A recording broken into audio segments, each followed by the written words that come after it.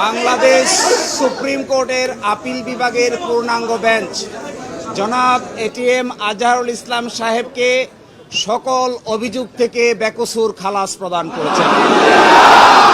আজকে থেকে এখন থেকে জামায়াতে ইসলামীর সাবেক ভারপ্রাপ্ত সেক্রেটারি জেনারেল জনাব ATM Azharul Islam is an innocent man. এই রায়ের মাধ্যমে আমরা মনে করি সত্য জয়ী হয়েছে, মিথ্যা পরাজিত হয়েছে।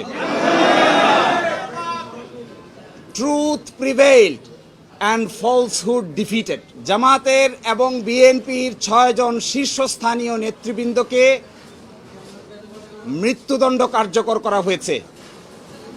5 জন, অন্ততপক্ষে 5 জন জেলেই কারাবরণ করেছেন, জেলেই মৃত্যুবরণ করেছেন।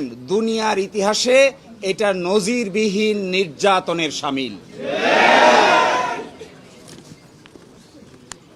জনাব এটিএম আজহারুল ইসলাম সাহেব সৌভাগ্যবান, তিনি ন্যায় বিচার পেয়েছেন, আল্লাহ তাআলা তাকে বাঁচিয়ে রেখেছিলেন। তাই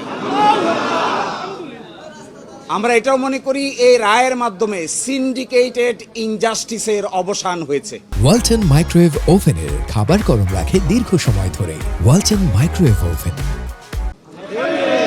আমরা এটাও মনে করি এই রায় ঘোষণার মধ্য দিয়ে বাংলাদেশের আদালতের মর্যাদা সমুন্নত হয়েছে এবং আদালত 4টি অবজারভেশন দিয়েছেন। তার মধ্যে প্রথমটি বলেছেন, অতীতের রায়ে বাংলাদেশ সহ এই ভারতীয় সাবকন্টিনেন্টের ক্রিমিনাল বিচার ব্যবস্থার পদ্ধতি চেঞ্জ করে দেওয়া হয়েছিল, এটা ছিল সবচাইতে বড় ভুল। আরো বলেছেন,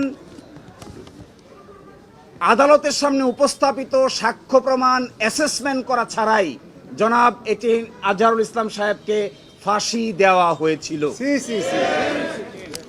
এবং আরেকটি ইম্পর্টেন্ট কথা বলেছেন যে পৃথিবীর ইতিহাসে এটি একটি ট্র্যাভেস্টি অফ ট্রুথ, অর্থাৎ বিচারের নামে অবিচার।